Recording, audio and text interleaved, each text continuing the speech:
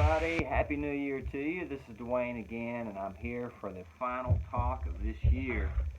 2021, what a year, right? What a couple of years, what a few years we've had, right? With everything going on. Well, at the end of last year, I made a decision. My New Year's resolution was to sit here and do this class for each of you for the entire year. And, thank God I was able to do that. I somewhat wanted to prove to myself that I can make a New Year's resolution and actually fall through on it, right? How many of us made New Year's resolutions in the past and didn't follow up on them, right? Well, I'm one, even if you made yours. But this year, as long as I get this uploaded before midnight tonight, I will have done what I set out to do at the beginning of the year, this year in January.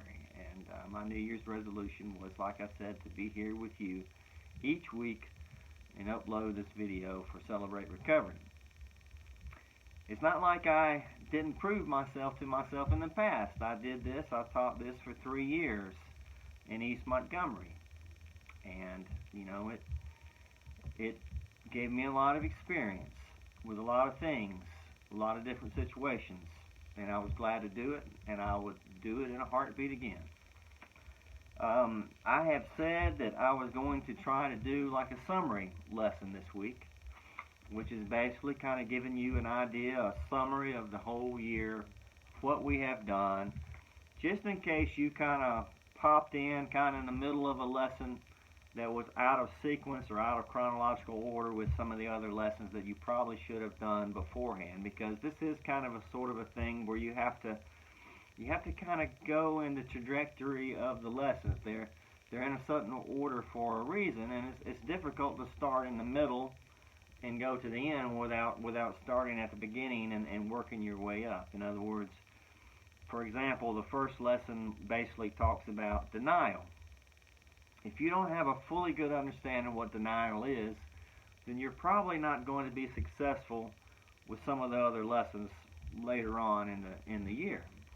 And so that's what I'm going to do. I printed out a sheet here, and I'm going to try to briefly go over what each one of these 12 steps are, in the hopes that maybe if you got started late or you're not familiar with the program or whatever, that you will start over at the appropriate place with me next year, or go back through my other YouTube videos that I already have done and go back to, say, lesson 1 or 2 or 3 or 4 or 5, and so on and so on and so on.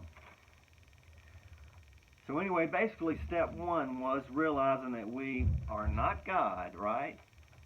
Realizing we're not God, we're powerless over certain addictions and compulsive behaviors, and that these things have caused our lives to become unmanageable. The first thing is denial. The first lesson was denial, and the second one was powerlessness.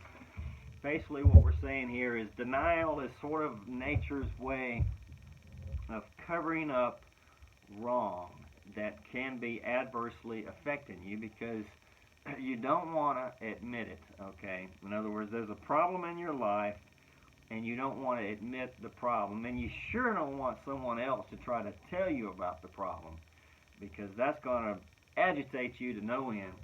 It's going to agitate you if you try to admit it at first until you overcome that. So denial is something that you definitely have to overcome. And look, people think this whole program is about addictions and alcohol abuse and drug abuse and so on, but I started it for anger management myself.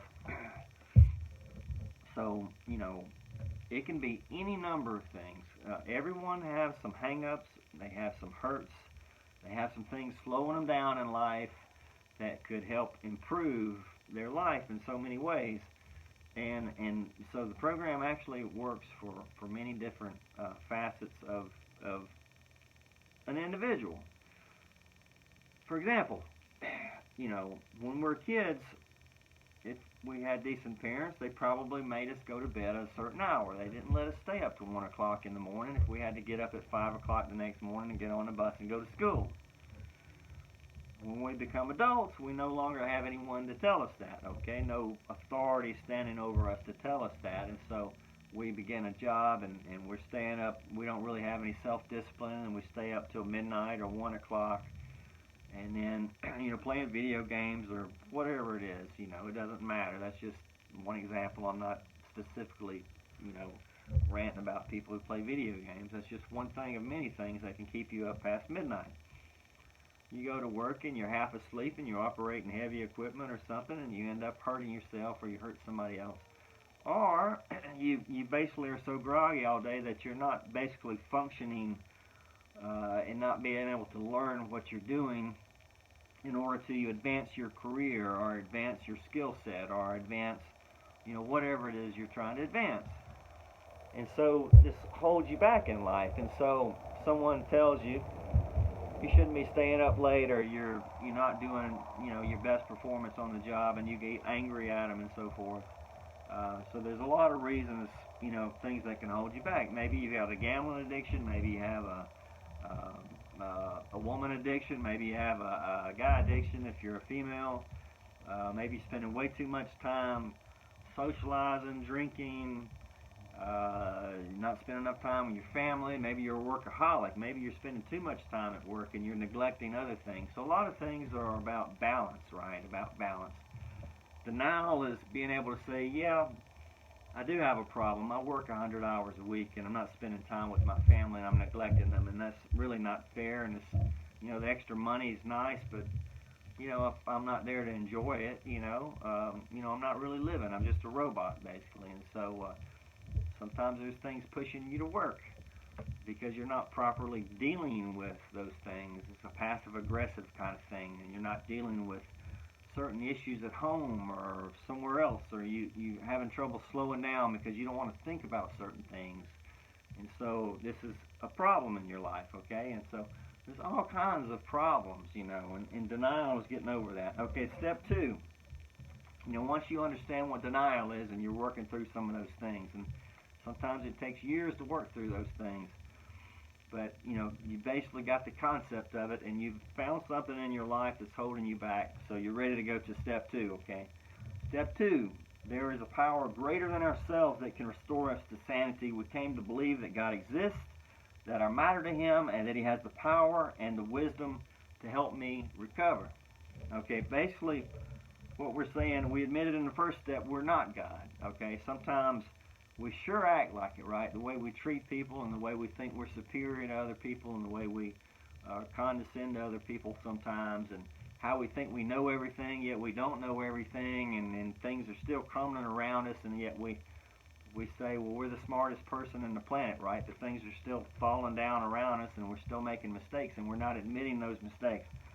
So we admit, that we have tried to change some things, and we have been unsuccessful at changing those things, for one, because we didn't even admit that there was a problem, okay? So, 2, finally we admitted there's a problem, but now we're powerless to change those problems because those problems have become habits in our brain. They form neural pathways that cut deep into our brain, right? And so it's just almost like a reflex or an impulsive reflex to do certain things automatically because that's the way we've always done them, or at least that's the way we've done them for 10 or 15 years or 20 years or 30 years. Even 2 years is long enough to form a habit that's going to be hard to break, whether it's cigarettes, drinking, whatever it is, it doesn't matter. Like I said, I've just called those 2 things out, but there's dozens of things that can become habits that can affect you adversely and affect those around you adversely. So we recognize that, hey, we don't have the power to do this, okay? We don't have the power because we have tried, and we're willing to work on this, okay? We have admitted now, we've admitted there's a problem, but we still have these habits, and we need some extra strength to help us with this. We realize that there is a higher power, in the universe. We believe that this higher power is God and Jesus Christ. So there's this higher power, right? Okay? And that where our strength is lacking and our wisdom is lacking, we can pick up on His strength and we can pick up on His wisdom. And He will share those things with us if we try to get to know Him better and if we ask Him. But we're not quite at that step yet. Now, before we do that, we first have to recognize that there is such a higher power. That is this step. There is such a higher power, and there's this step that we're at now that we're recognizing that there's this higher power. Okay, so we know that there's hope. That's the first lesson in this is that we have hope. We have tried to quit this or we have tried to quit that, and we've tripped over ourselves dozens of times, and we have just about given up to quitting whatever it is that we're trying to quit, right? Because it is a habit. It is a habit, and we have got to figure out how to do this. So now we realize that there's a higher power and that there's hope and that we can pull from that higher power, right? And we can pull from that wisdom. And we recognize the next lesson is sanity, and that insanity is, by definition, not the Webster definition, but by the being sarcastic definition, is doing the same thing over and over and expecting a different result. In other words, we're late to work every day because, we got this problem, okay? Whether it's staying up late or drugs or chasing women or whatever it is, we have this problem that we have to get worked out, okay? And we're trying to figure out how to work it out. Now we recognize there's a higher power. We recognize there's a problem, overcome denial. We recognize there's a higher power that can help us. And we recognize that doing the same thing, if we keep repeating this cycle over and over, we're never going to get anywhere in life as far as improving our lives and the lives of those around us, whether you have children or not. If you have children, it's especially true. You want to rise up for them, right? And you want to teach them something better. You want to be a better example for them. So step 3, this goes into step 3. We made a conscious decision to turn our lives and our wills over to God. Lesson 5 is turn, and lesson 6 is action. So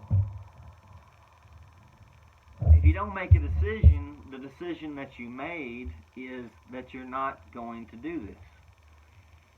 So if you don't make a decision, you've already made a decision that you're not going to change your life and improve your life for you and your family, okay? That's the gist of that. So basically, step 3 is about turning, from some of these old habits and creating new habits, start forming new habits. And it's about taking action, It's about turning your will over to God, okay? All right, now, this is a big thing, turning your heart over to God, turning your heart over to Jesus, recognizing that Jesus exists and God is there for you, that He died on a cross for you and for me and for everyone else that wants to pull from this power source, okay? So, and this is going to go into the next step, okay? Step 4. We made a searching and fearless moral inventory of ourselves and confessed our faults to ourselves, to God, and to someone we trust. This goes sort of back to denial, okay? So this is where we're starting to get into a situation where we need what was called a sponsor and an accountability partner, because we're going to start going through some stuff in our life from our past, right, and even our present, and it's going to be our future if we don't change things, okay? So we're starting to sort through some of the crap in our lives, okay, that in our past.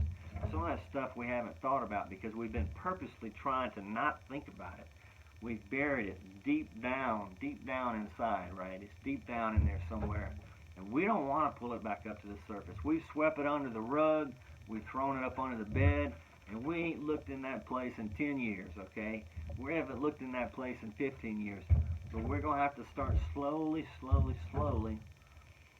and safely bringing that stuff up to the surface and looking at it. It's sort of like fighting the dragon, okay? You don't want to fight the dragon, so you keep it pushing it to the side.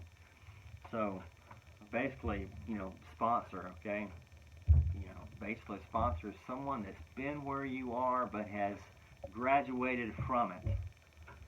They know exactly where you are, they know where you've been, and they know where you're going if you're not going to change. And because they have graduated and they have changed themselves and they have improved their lives and they have forgiven others and they have made amends with others. They've learned how to have, their temper under control. They've quit this, they've quit that. They don't gamble anymore. They don't chase women anymore. Whatever it is that they were doing before that was messing up their life, they have figured out how to fix it, and they are doing much better now. Okay. Now this is the kind of person that you want. Someone that you can trust, someone that's not going to blah, blah, blah, blah, blah, blah, blah your business all over the place. Someone that's not going to chastise you, but that's going to hold you firm, okay, when you're trying to lie to him because you're barely, off of whatever it is you're doing, and all of a sudden you fall off the wagon or, whatever. You someone that you can lean on. This person needs to be the same sex to you. It definitely doesn't need to be someone of the opposite sex, because you're going to be sharing things, on a fairly regular basis, once a week, at least, maybe more. It may be every couple of weeks, depending on what the need is. But you need someone that you can call and talk to, okay? And that's what a sponsor is. And as you're going through some of these old things, it could be sort of painful. So someone that you can share those things, because just talking about some of those things is sort of like a therapy in itself. Even if you're talking to yourself about it or you're talking to God about it, it's sort of a therapy in itself, right? But talking to someone else and talking to God, and hey, admit it to yourself. If you can't admit it to yourself, you can't admit it to God, you can't admit it to someone else, right? So that's a big thing there. So you're starting to go through this inventory that we go into much more detail in the actual lessons itself. You're writing some things down. You're keeping a notebook about it, okay, in different areas of your life. This goes into step 5, okay. As we overcome denial and openly examine and confess our faults, we admit the exact nature of our wrongs to God, to ourselves, and to another human being. So you're going through all this inventory and you're jotting notes. You're bringing up all these things from the past, people that you need to make amends with, people that have done you harm. You're writing all this stuff down.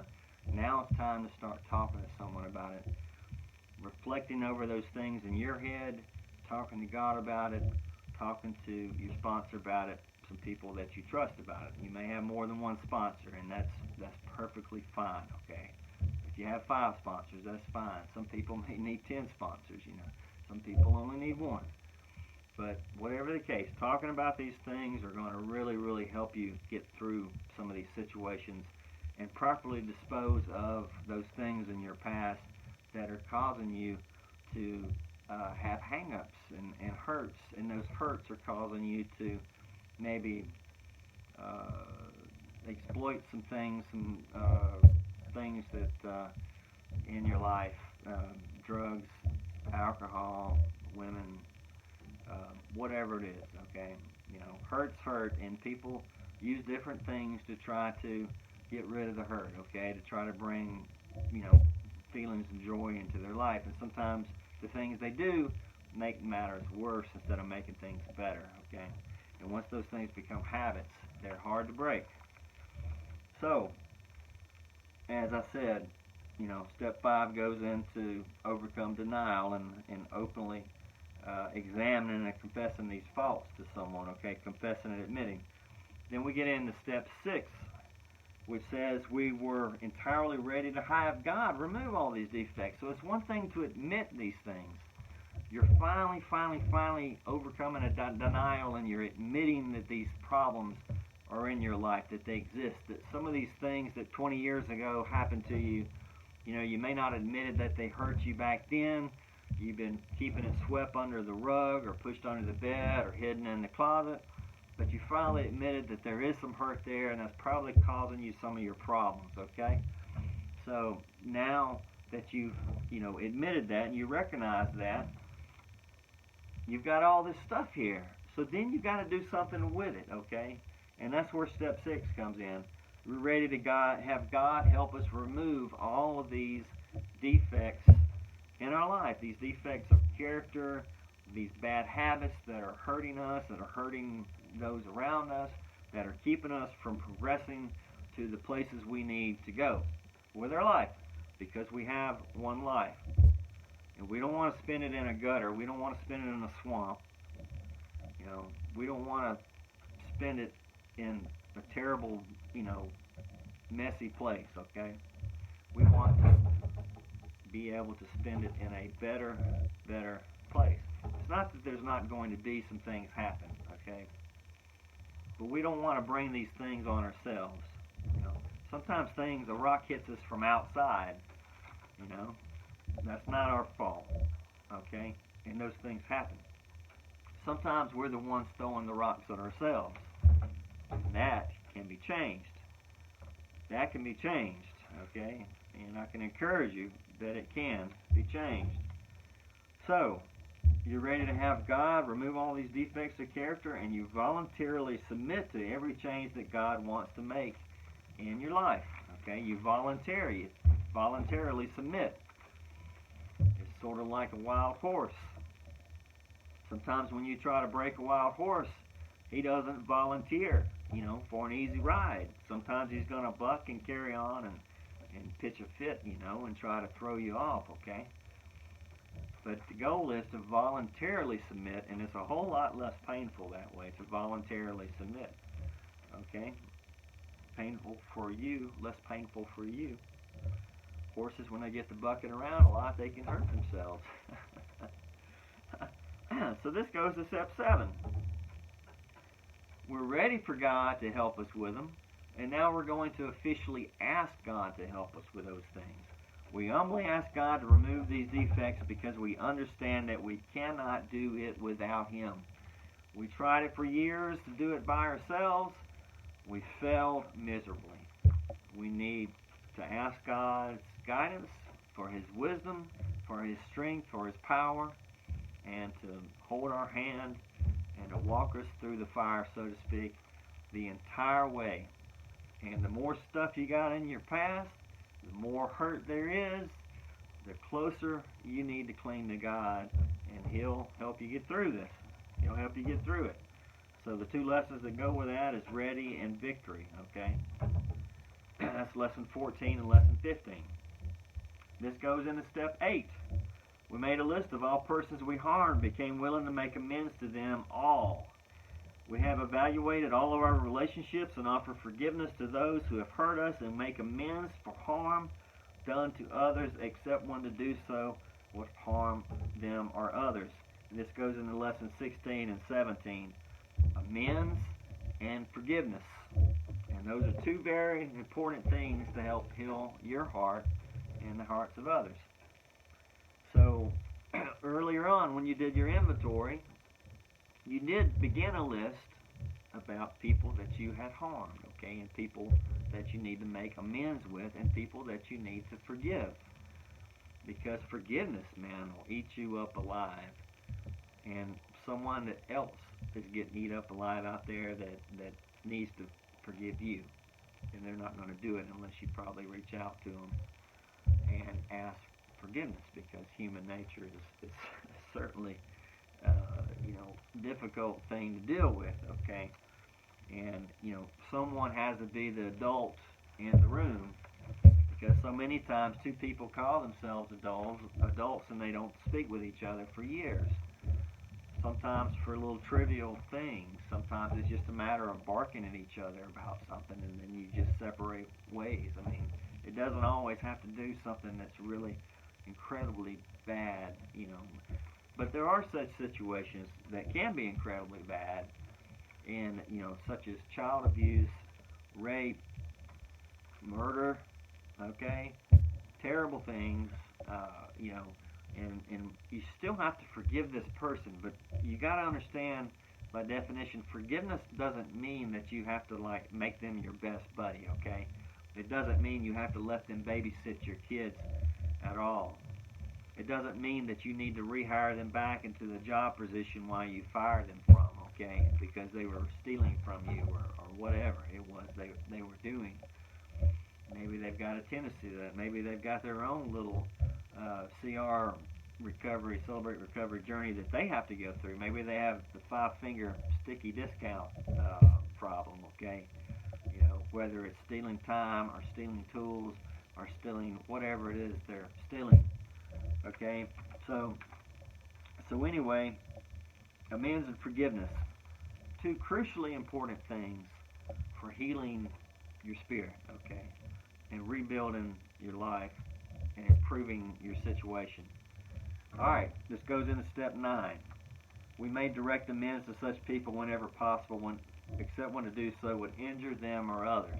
And the lesson for this is grace. God gave us grace, right? We're never going to be perfect, okay? Jesus died on the cross for us knowing that. He knew that we would never be perfect. And we knew that we were going to be. When we say we're going to be reborn again in Christ and we bring Christ into our life, we don't start out being this righteous individual. In most cases, 99.9% of the time, we don't just start out, because we've got these habits, especially if we're grown and adults, right? We've got these habits that are ingrained in our mind that we're just not going to change. But if you read the book of Romans, Paul talks about a lot of that stuff in there.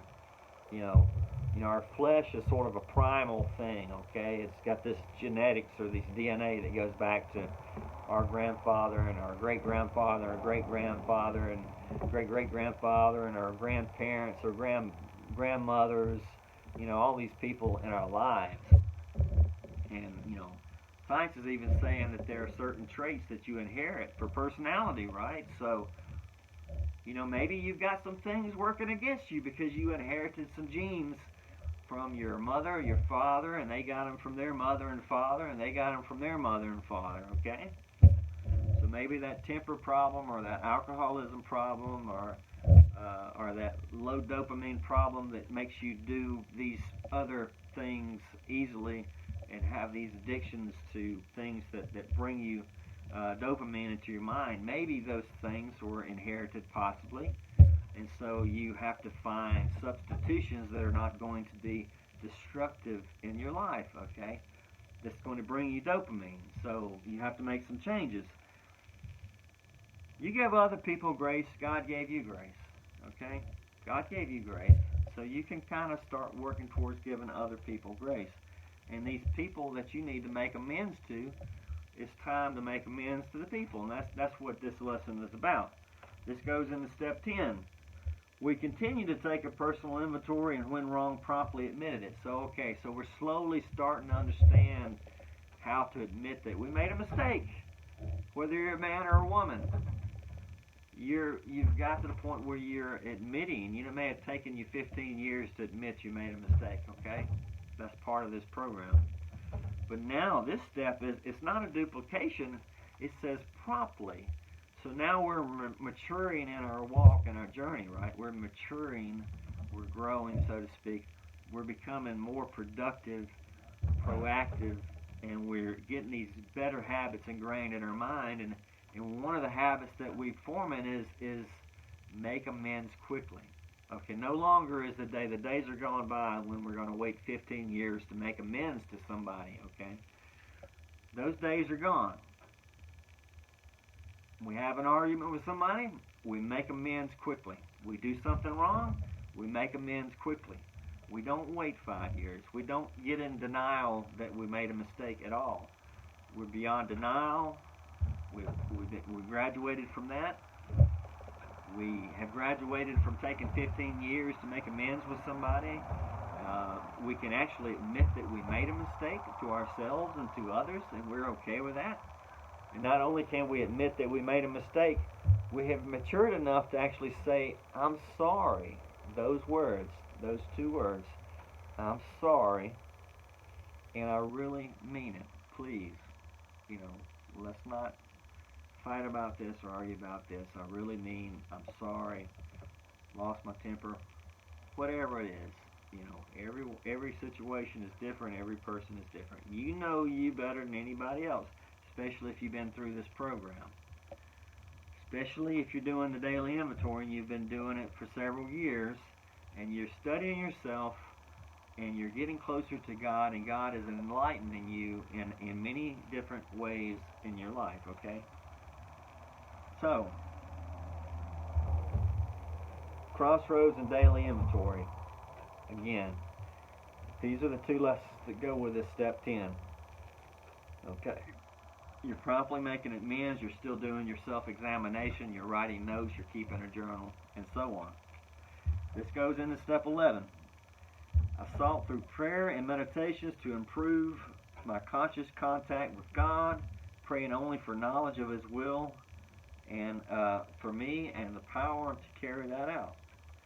So not only am I seeking out God through Bible reading, through prayer, through trying to improve my friendship with God, because a good friend, you don't just talk to him once every 6 months or once a year.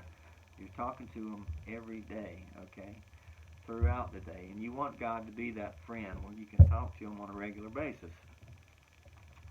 This is going to help keep you from relapsing, for one, or whatever it is. It may not have anything to do with drugs or alcohol or chasing women or whatever. It may have something to do with maybe it's the temper, okay? Maybe it's gambling. Maybe it's hurting people's feelings and not recognizing or not apologizing. Maybe it's all kinds of different things it could be. And this goes into step 12.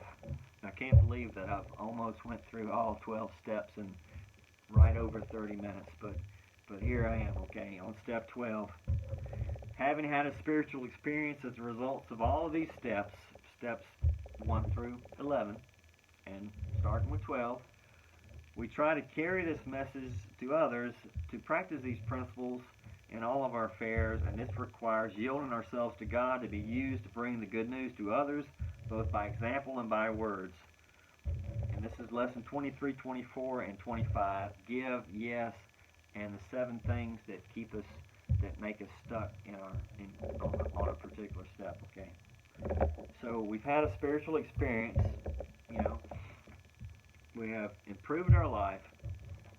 We've improved the life of those around us. We have chunked some of these bad habits to the curb. We are forming new neural pathways in our brain with new habits that still bring us the same chemicals, the dopamine and so forth, that we require. We're talking to our sponsors. We're getting all this stuff out of our heart that has been stuck there for years, and it's been causing problems, and we're getting it out, and we're properly disposing of it. We're properly venting it. We're examining it. We're repurposing it. And then we say, hey, we're actually very blessed now because, we've learned how to forgive. We have more peace in our life. Our heart has been cured. My family's improved. I have better relationships with other people. Have long-term relationships with other people. I'm not spending $200 a week on alcohol and cigarettes. I'm not spending $1,000 a month at the casino. I'm not overspending on useless junk that's going to end up in boxes in my garage off of Amazon.com. There's a number of things that can affect you.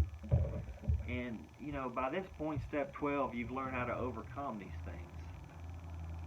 And so here you are, and you're ready to, you're thankful. You have a gratitude for the progress that you made, and you know that God helped you do it. The program helped you do it. The church helped you do it. Prayer time helped you do it. And you see other people that are in the exact same situation you were in 5 years ago.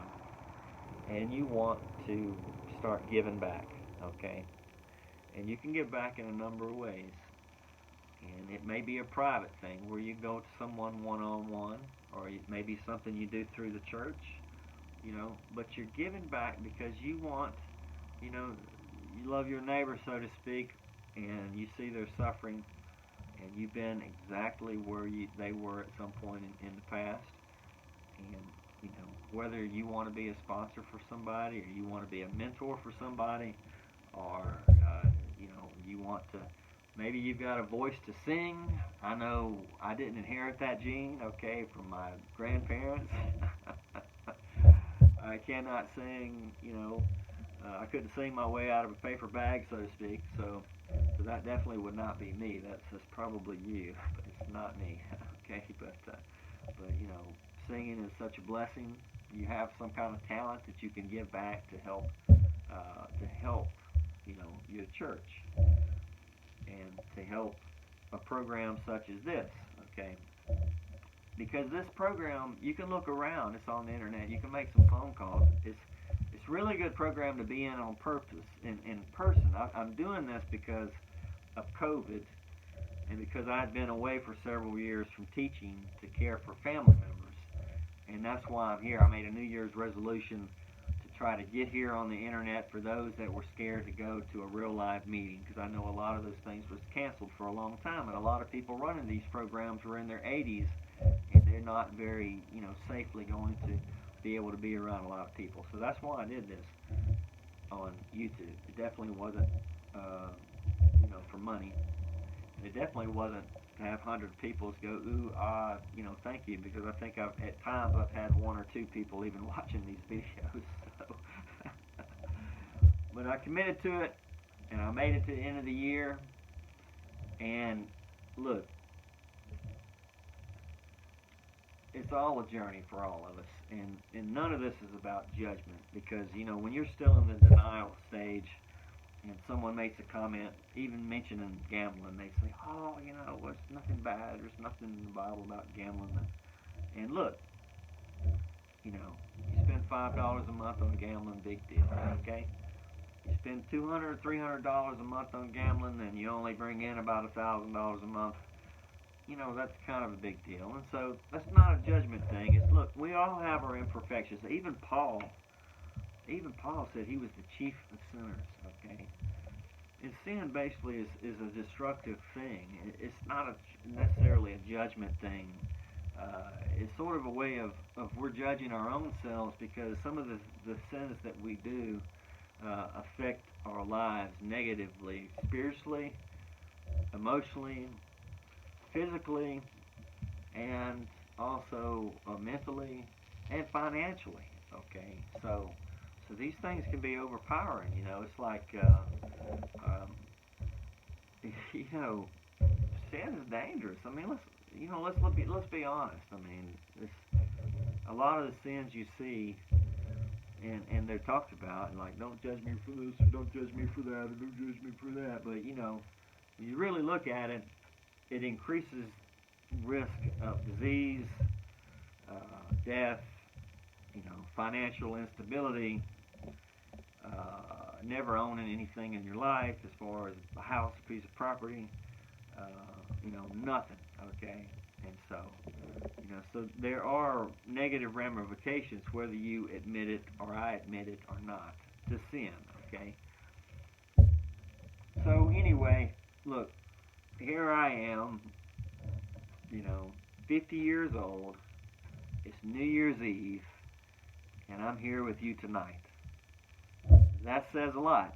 Either I'm old and I don't want to go out and celebrate New Year's Eve, or I love you and I want to be here with you tonight and explain this CR program to you from step 1 all the way to step 12. And I'm going to go now, and I hope you have a good year. And I hope you make some New Year's resolutions, and I doubly hope that you cook those black-eyed peas and you eat them at midnight and this year for good luck, okay?